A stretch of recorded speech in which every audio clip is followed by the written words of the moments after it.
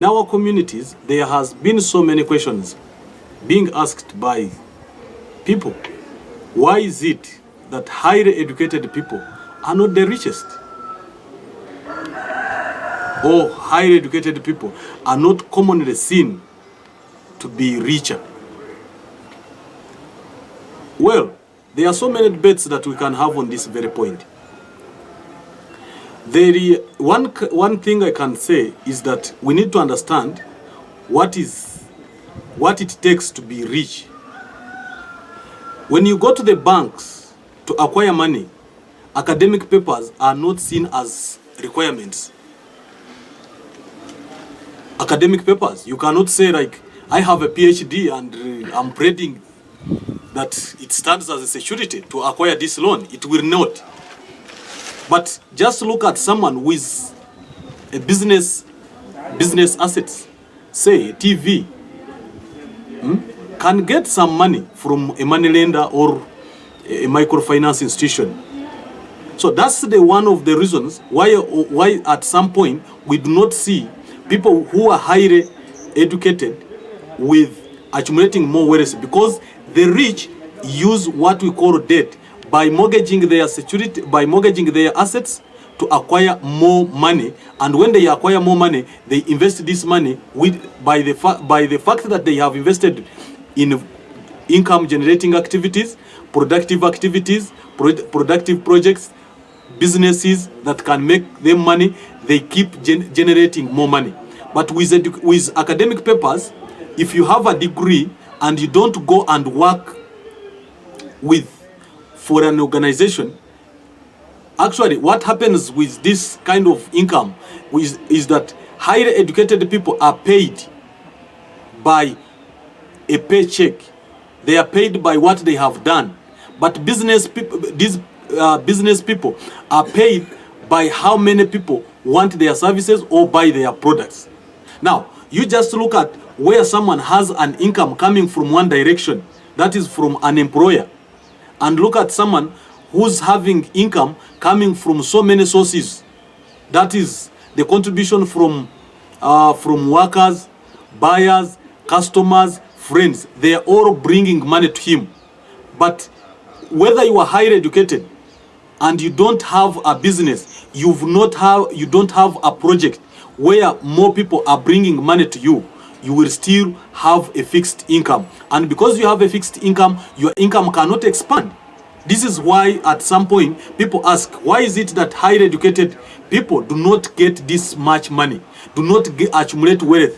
Because the whole point is they are time, if you are highly educated, but you also engage yourself in making business, in doing business, you will succeed. You will have this money that other people talk about. But if you are highly educated and you think it is education that will pay you more, it may not be true.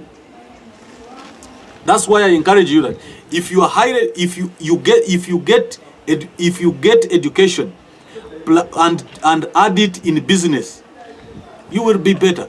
That's why if you look at doctors, a doctor may be, if a doctor has started a hospital and is a professional doctor, he's going to do better. Because it's his business and it is in his career. So if he does such a business, he will get more money because he serves very many people, he employs very many people, and because those very many people have different skills, they combine and the business grows. When the business grows, he attracts more money coming to him. But for you, if you just concentrate like, I have a degree, I need to get a job, and you get a job, you will be paid at the end of the month. Surprisingly, business people earn on a single minute, on a single day, but salary earners earn at the end of the month. Those are Saturdays. Now, look at Saturdays, you've not been having money. And when this money comes to you, you will need to think to spend. Do you really think you will have more chances to increase on your wealth or increase on your assets? The other point is, when you look at academic papers, the biggest challenge, I still emphasize that the biggest challenge with academic papers is because when the banks are asking, or they are trying to assess you, they never talk about your education. They ask you two major questions: assets, cash inflow. They look at your statement. How much comes in every month? How much comes in every day? They look at how much do you have, so that they give you how much you need. This is why academic papers lose value when it comes to acquiring debt, when it comes to microfinance, when it comes to financial services. When you are looking for financial services, actually, to the extent that even when you say to leave your papers with someone and maybe pledge that they are securities to get you a credit, to get you a loan, he feels like it's not worth. Why? Because at some point he can't sell it to retain his money or to recover his money. That's why banks are interested in assets. They are interested in looking at your cash inflows, how much you receive in a month, how much you receive in a day, how much you receive at the end of the week, at the end of the month, at the end of the year. This is why you, even if you have a degree, even if you have a PhD, even if you have a doctorate degree, you need to think of accumulating assets. You need to think of acquiring assets, because when you get an asset, it may be a small asset, but when you get it, you can go and get a loan from a bank and increase on your assets. And this property will get you more money, and when you invest this money very well, you will see your money accumulating, and by the end of the day, you have more money coming to you. Because we all know more of the rich do not use more of their money. They use bank loans, grants, and even they are people who are in business.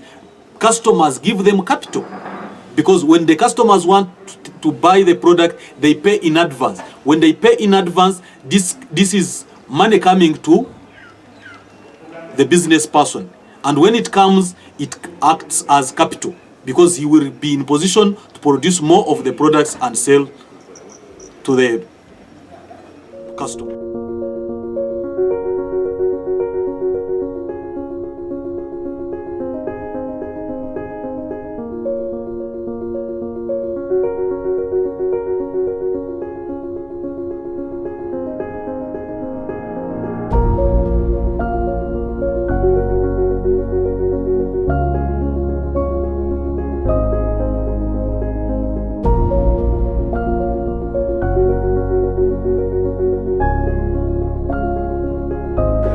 Yes, in our